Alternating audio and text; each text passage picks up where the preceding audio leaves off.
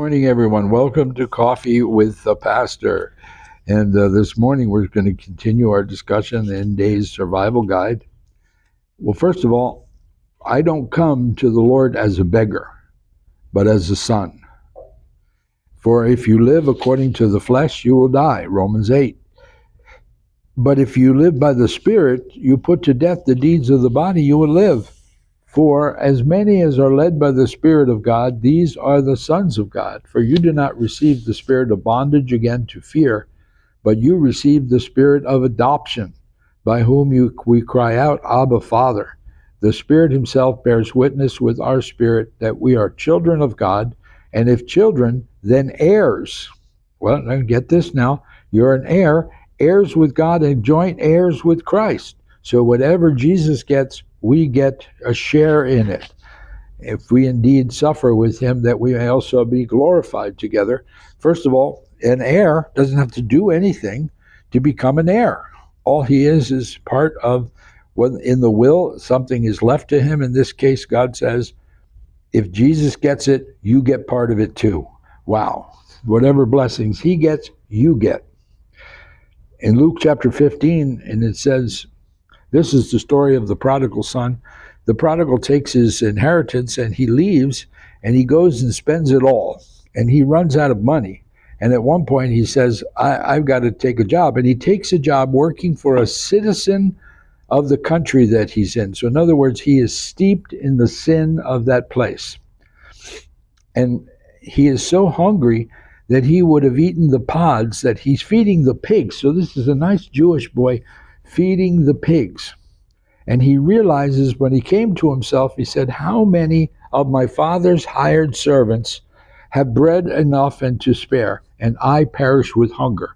I will arise and go to my father, and will say to him, Father, I've sinned against heaven and before you, and I'm no longer worthy to be called your son.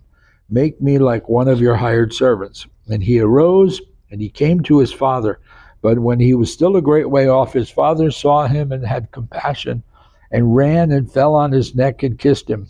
And the son said to him, Father, I've sinned against heaven and in your sight, and am no longer to be worthy to be called your son. But his father had a totally different perception. Bring out the robes, bring the ring of authority, put shoes on his feet, go get the fatted calf and kill it. My son who was dead is now alive. And so now we approach not as beggars and not as outsiders, but as sons. This is important because we can be bold in the time of need with Christ and with the Father by saying, I'm one of your sons. I'm coming here as your son to a father who loves you. In Colossians chapter 1, it says this, to them God willed to make known what are the riches of the glory of this mystery among the Gentiles, which is Christ in you, the hope of glory. Christ in you, the hope of glory.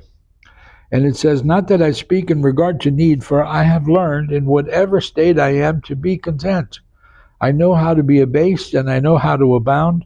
And I would tell you in the last days, a lot of things are going to be upside down and inside out. We have got to learn how to trust the Lord and to know that we are sons of the living God. And everywhere in all things I've learned both to be full and to be hungry, both to abound and to suffer need. I can do all things through Christ who strengthens me. In Colossians it says he's in me. This one, in this scripture, Paul writes, he strengthens me. This that I can do anything through Christ who strengthens me. And I'm going to start where I began, and it says, sing praise to the Lord, you saints of his, and give thanks at the remembrance of his holy name. For his anger is but for a moment, his favor is for life. Weeping may endure for a night, but joy comes in the morning. Welcome to the morning of your life, for the great joy that the Father is going to bring into your life. God bless you, and we'll see you again next time.